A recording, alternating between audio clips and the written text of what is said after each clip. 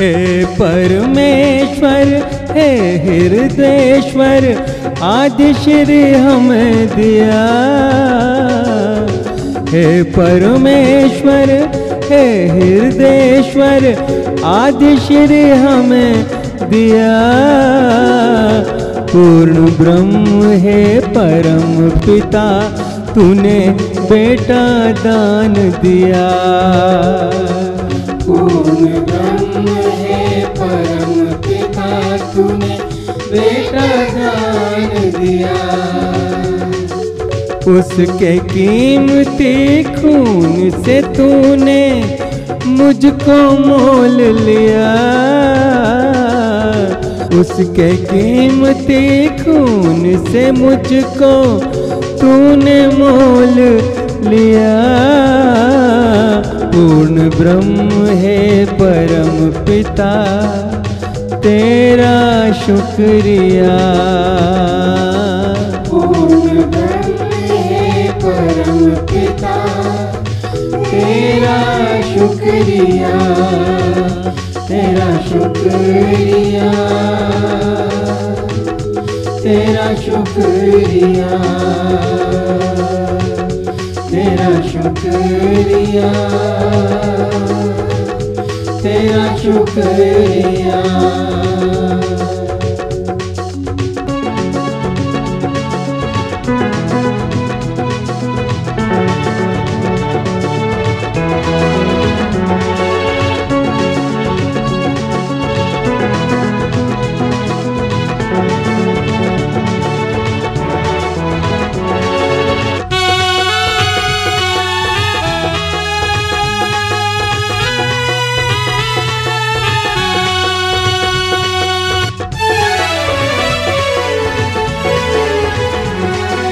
ब्रह्म ज्ञान के निर्मल जल से तूने मुझको धोया है। मिल गया अनंत ये जीवन मुझको आदम ने जो खोया है।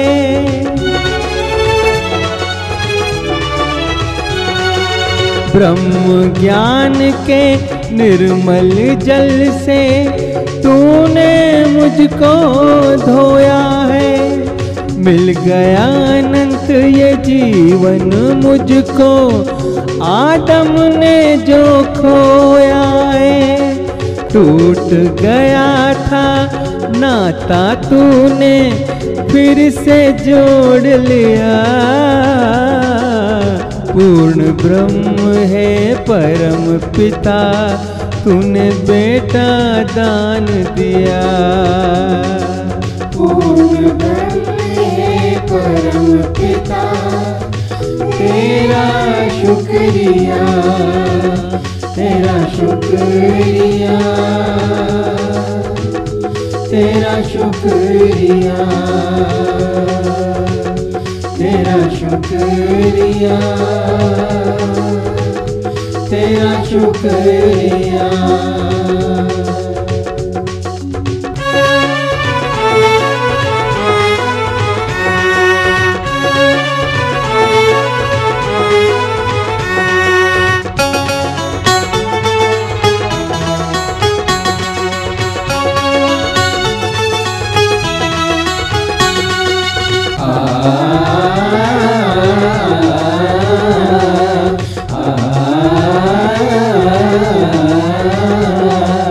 उसने पावन धरती पर खोजी सूरत मेरी।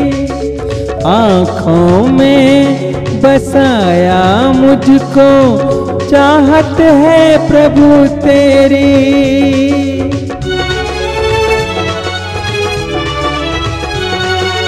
उसने पावन धरती पर खोजी सूरत मेरी। आँखों में बसाया मुझको चाहत है प्रभु तेरी। मैं अज्ञानी था भगवन पर तूने तार दिया। पूर्ण ब्रह्म है परम पिता, तूने बेटा दान दिया। पूर्ण ब्रह्म है परम पिता, तेरा शुक्रिया, तेरा शुक्रिया, तेरा शुक्रिया, तेरा शुक्रिया, तेरा शुक्रिया।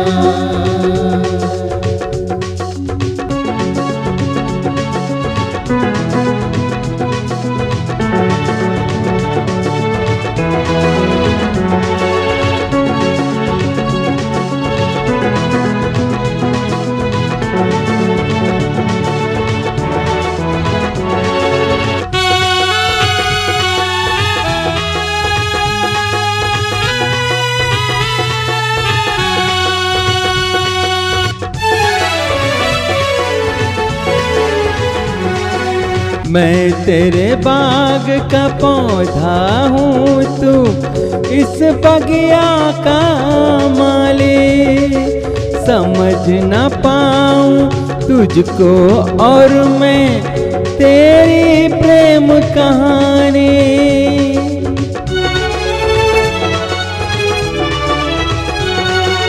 मैं तेरे बाग का पौधा हूँ, तू इस बगिया का माली। समझ ना पाऊँ तुझको और मैं तेरी प्रेम कहानी। भटका था मैं राहों पर, तूने थाम लिया। पूर्ण ब्रह्म है परम पिता, तूने बेटा दान दिया। पूर्ण ब्रह्म है परम पिता, तेरा शुक्रिया, तेरा शुक्रिया, तेरा शुक्रिया, तेरा शुक्रिया, तेरा शुक्रिया।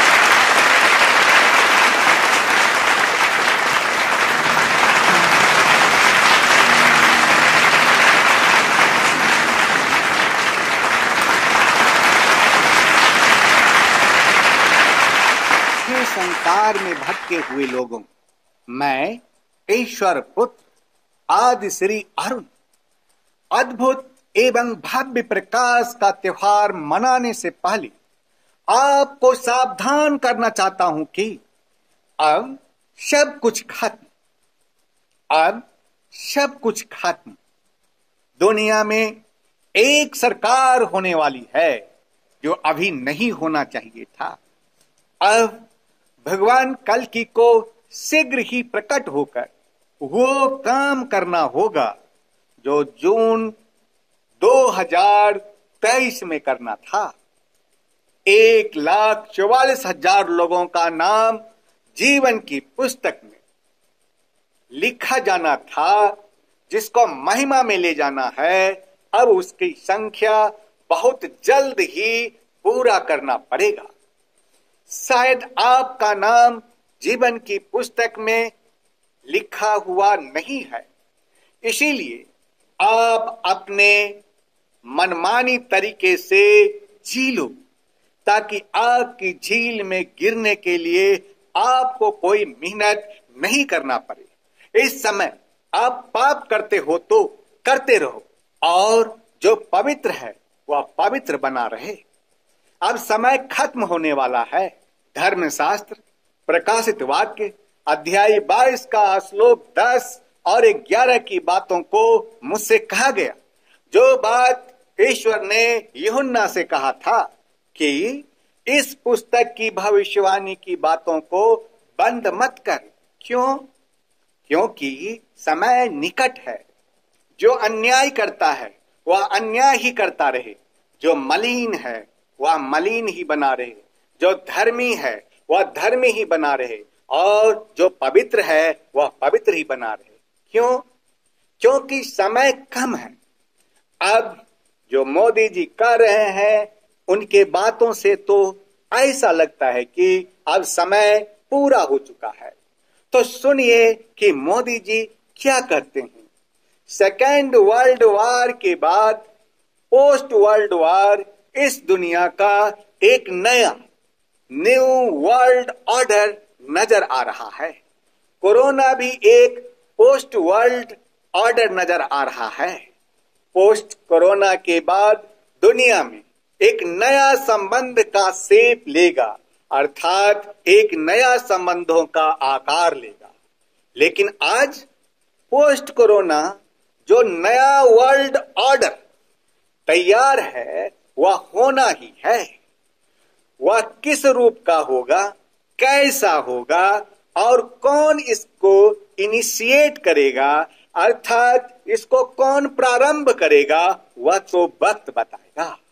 और सेकेंड वर्ल्ड वॉर के बाद पोस्ट वर्ल्ड वॉर एक दुनिया में एक नया ऑर्डर, न्यू वर्ल्ड ऑर्डर उसने आकार लिया। पोस्ट कोरोना भी एक नया वर्ल्ड ऑर्डर नजर आ रहा है। पोस्ट कोरोना के बाद दुनिया में एक नया संबंधों का वातावरण शेप लेगा। लेकिन आज पोस्ट कोरोना जो नया वर्ल्ड ऑर्डर तैयार होगा, और होना ही है, किस रूप का होगा, कैसा होगा, कौन उसको इनिशिएट करेगा, वो तो वक्त बताएगा। आज जो मैं बता रहा हूं उसको हल्के में मत लेना। पूरे संसार में अब एक सरकार होने जा रही है। हे मनुष्य, अब बचा लो अपने आप को। आपने बहुत मस्ती कर लिया ना, अब इसे बंद करो। ये मस्ती सबको बहुत महंगी पड़ेगी। जो मोदी जी कह रहे हैं उस हर एक बात को ध्यान से सुनना। अगर यदि आप किसी और मस्ती की दुनिया में जी रहे हैं तो अभी से सावधान हो जाओ और अपना नाम जीवन की पुस्तक में अभी से ही लिखवा लेना। कलयुग का अंत समय नजदीक आ रहा है। अब जल्द ही सतयुग का प्रारंभ होगा। अब चल रहे महाक्लेश का दिन लोगों के दिल में एक भयंकर भय को जन्म देगी। संपूर्ण संसार के लोगों को एक भयंकर विनाश के दिन का सामना करना पड़ेगा, जहां लाशें ही लाशें होगी। एक भयंकर युद्ध छिड़ेगा जिसका दुनिया बहुत वर्षों से इंतजार कर रही है। एस्ट्रोलॉजी का मानना है कि सतयुग का प्रारंभ 2038 में हो जाएगा। मैं इस बार सतयुग का आगमन की बात करना नहीं चाहता हूं, बल्कि मैं आपको इस समय वह बात कहना चाहता हूं जो आपके लिए बहुत ज्यादा बहुत ज्यादा बहुत ज्यादा जरूरी है। मैं आपसे यह कहता हूं कि कलयुग का कोई भी चीज सतयुग में नहीं जाएगी। सतयुग शुरू होने से पहले ही वह नष्ट कर दिया जाएगा। इसीलिए भयंकर विनाश तो होगा ही। कलयुग के वे सभी लोग नष्ट हो जाएंगे जो पवित्रता, उज्ज्वलता और निर्मलता को धारण नहीं करेंगे। जो व्यक्ति पवित्रता, उज्ज्वलता और निर्मलता को धारण करेंगे, केवल उन्हीं का नाम जीवन की पुस्तक में लिखा जाएगा और केवल वही व्यक्ति सतयुग की दुनिया में प्रवेश करेंगे तथा शेष सभी लोग नष्ट हो जाएंगे। पवित्रता, उज्ज्वलता और निर्मलता को धारण करने के लिए प्रत्येक व्यक्ति को ईश्वर पुत्र आदि श्री अरुण से प्रैक्टिकल अभ्यास सीखकर तथा शुद्ध हवा में बैठकर अथवा एयर प्यूरिफायर मशीन को यूज करके हवा को शुद्ध कीजिए और फिर शुद्ध हवा में बैठकर साधना को सिद्ध करना होगा। हे मनुष्य, अब मैं आपसे जो बात कहने जा रहा हूं उसको सुनकर अपने मन को कठोर मत करो। क्यों? क्योंकि आकाश और पृथ्वी टल जाएंगे लेकिन मेरी बातें नहीं टलेगी। अब होने जा रहा है दुनिया में बहुत बड़ा परिवर्तन। हे मनुष्य, सारी दुनिया के लोगों को एक दुख भरे चेन से गुजरना पड़ेगा। वर्ष 2020 से आज तक देश एक कोरोना वायरस से उत्पन्न वैश्विक संकट से गुजर रहा है। आने वाले समय में कुछ और भी संकट शामिल होंगे, जैसे भूकंप, सुनामी, तूफान, बड़े बड़े युद्ध तथा आर्थिक संकट इत्यादि इत्यादि। पूरे संसार के लोगों को इस सारे संकटों को फेस करना पड़ेगा। ऐसा क्यों? क्योंकि इसके पीछे कुछ कारण है। पूरा संसार 7वां मनवंतर से निकलकर 8वां मनवंतर में प्रवेश करने वाला है।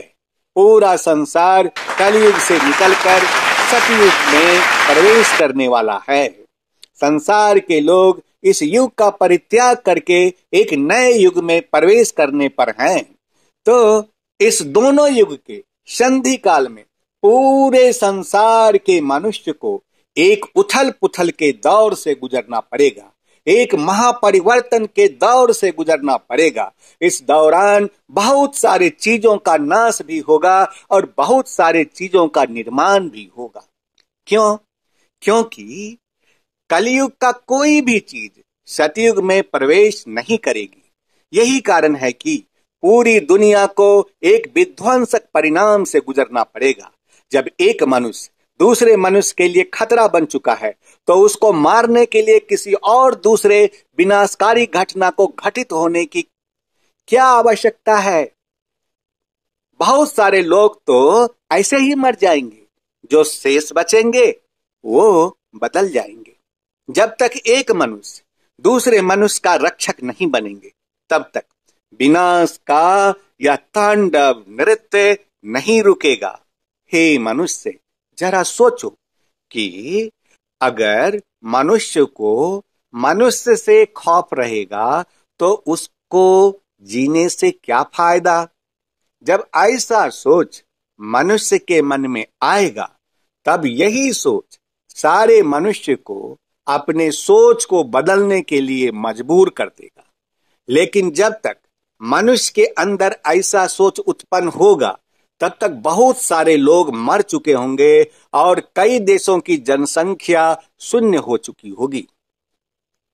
हमें महसूस हो रहा है कि वर्ष 2020 से 7 वर्षों तक का समय संपूर्ण मानव जाति के लिए एक बहुत बड़ा विनाशकारी चैलेंज को फेस करने का समय है। वर्ष 2007 से वर्ष 2030 तक का दशक युग परिवर्तन का समय है। लेकिन काल गणना के अनुसार 23 सितंबर 2021 को युग परिवर्तन शुरू हो गया है। 2026 नवंबर के बाद एक युवक नेता सामने आएगा और वर्तमान सरकार का अंत हो जाएगा। अगर यदि 2026 नवंबर के बाद ऐसा नहीं हुआ तो 2029 में ऐसा हो जाएगा और एक युवक नेता भारत का राजनीतिक कमांड अपने हाथ में ले लेगा। यदि उस युवक नेता का नाम विशाखायुक्त है तो कोई गलत नहीं होगा। सभी बड़े नाम मिट जाएंगे, समुद्र किनारे का बहुत सारा शहर जल में डूब जाएंगे तथा बड़े बड़े युद्ध होंगे जिसमें लोग अपने अपने ताकत का प्रदर्शन करेंगे और यह युद्ध इलेक्ट्रॉनिक वॉर कहलाएगा।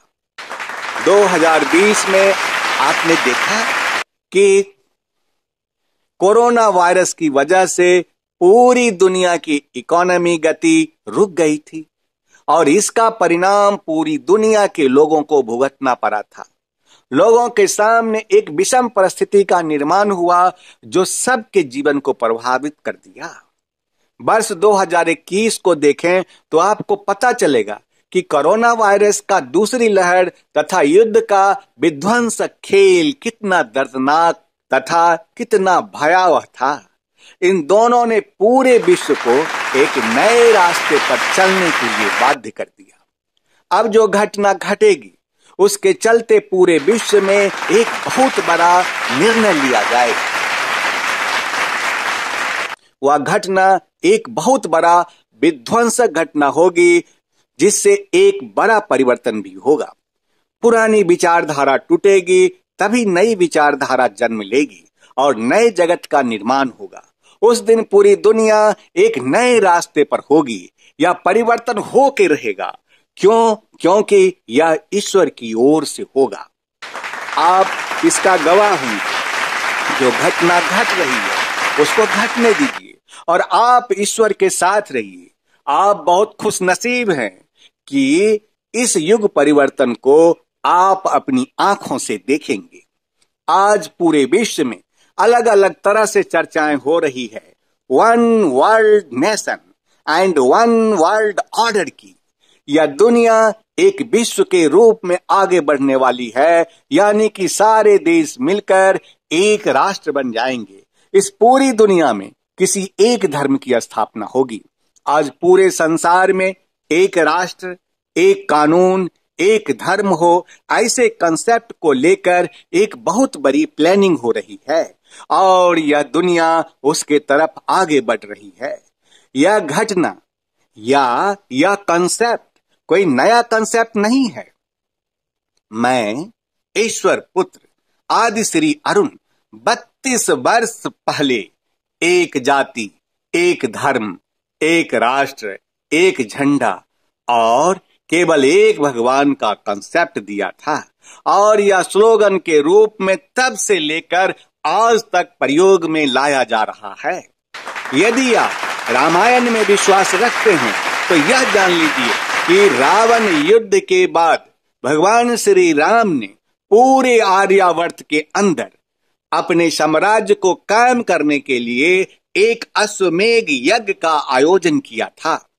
यदि आप अश्वमेध यज्ञ की परिभाषा जान जाएंगे तो आप इस बात को समझ जाएंगे कि हर विनाशकारी लीला के बाद एक नया सृजन होता है और उस सृजन के समय पर यह प्रक्रिया वन वर्ल्ड ऑर्डर की अपनाई जाती है।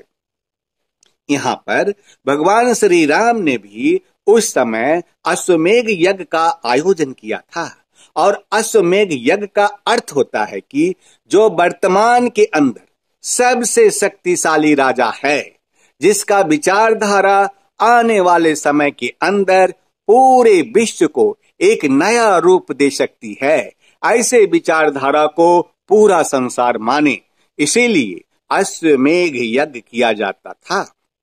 यानी कि उस समय दो प्रकार की शक्तियां मौजूद थी, एक आसुरी शक्ति और दूसरा भगवान राम की शक्ति। भगवान राम ने यहाँ पर रावण का वध किया, उसके बाद यहाँ पर केवल एक ही विचारधारा थी और वो थी भगवान राम की। ऐसे समय में भगवान राम ने अपने उस विचारधारा को पूरे आर्यवर्त में स्वीकारता देने के लिए एक अश्वमेध यज्ञ का आयोजन किया था। इस यज्ञ में होता क्या था? अश्वमेध यज्ञ के द्वारा अपनी विचारधारा को एक पत्र के रूप में लिख करके कुछ सैनिकों के टुकड़ी के साथ में उस अश्व को छोड़ दिया जाता था और वह अश्व चारों दिशाओं के अंदर भ्रमण करता था। ऐसे में जिस राज्य के सीमा के अंदर वह अश्व प्रवेश कर रहा है, वहां के सैनिक जब उस अश्व को देखते थे और वहां पर पत्र में लिखा हुआ संदेश को जब पढ़ते थे तो वे अपने राजा को संदेश देते थे। यानी कि उस चक्रवर्ती राजा का संदेश दूसरे राज्य के राजा तक पहुंचता था।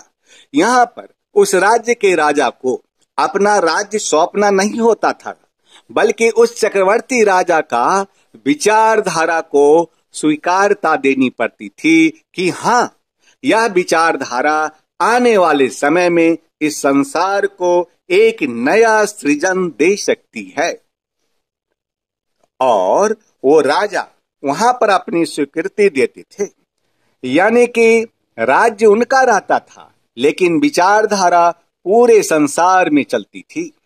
जो कोई राजा या जो कोई व्यक्ति उस अश्व को रोकने की कोशिश करता था, यानी कि वो उस विचारधारा से सहमत नहीं है, तो फिर उसे उस चक्रवर्ती राजा से युद्ध करना पड़ता था।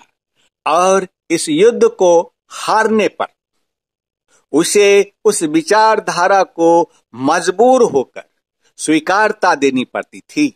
इसे कहते हैं पूरे विश्व के अंदर वन वर्ल्ड ऑर्डर होना, यानी कि उस समय जो सर्वश्रेष्ठ या चक्रवर्ती राजा थे, उनका विचारधारा सारा संसार मानता था, या यह कहिए कि पूरा आर्यावर्त के राजा उनके विचारधारा को मानते थे। त्रेता युग के बाद द्वापर युग में भी, महाभारत युद्ध के बाद भी यह अश्वमेध यज्ञ किया गया था, यानी कि हर विनाशकारी युद्ध के बाद, अर्थात एक बड़े परिवर्तन के साथ में वन वर्ल्ड ऑर्डर लागू जरूर होता है। इस कलयुग में भी भगवान कल की कली पुरुष पापी, दुष्ट एवं अधर्मियों को जड़मूल से नाश कर देंगे। तब वे विधि पूर्वक अश्वमेध यज्ञ करेंगे। कल की पुराण तृतीय अंश अध्याय 16 का श्लोक 6 और 7 उल्टा करके देखो। वर्तमान समय में संसार में 4 विचारधारा काम कर रही है। नंबर 1 हिंदू विचारधारा, नंबर 2 क्रिश्चियन विचारधारा, नंबर 3 इस्लाम विचारधारा और नंबर 4 सिख विचारधारा। और चारों धर्म अपने विचारधारा को सबसे श्रेष्ठ, सबसे उत्तम मानते हैं। अब वन वर्ल्ड ऑर्डर को लागू करने का काम केवल भगवान कल्कि जी करेंगे और संपूर्ण विश्व को इनके विचारधारा को स्वीकार करनी पड़ेगी। यह काम किसी खास देश के राजा या व्यक्ति का नहीं है। यदि कोई व्यक्ति या यदि कोई किसी देश का व्यक्ति इस वन वर्ल्ड ऑर्डर विचारधारा को लागू करने का काम करने के लिए खड़ा होता है, तो वह है कली पुरुष। ऐसी परिस्थिति में वन वर्ल्ड ऑर्डर को लागू करने वाले कली पुरुष से भगवान कल्कि का होगा भीषण युद्ध, और यही इस कलयुग का सबसे बड़ा युद्ध होगा। इस युद्ध के बाद ही युग परिवर्तन का काम पूरा होगा तथा संपूर्ण विश्व में भगवान कल्कि जी के द्वारा वन वर्ल्ड ऑर्डर को लागू किया जाएगा।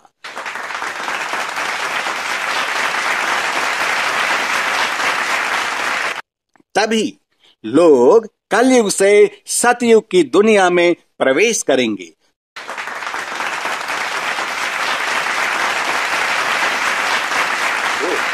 तथास्तु, अर्थात ऐसा ही हो।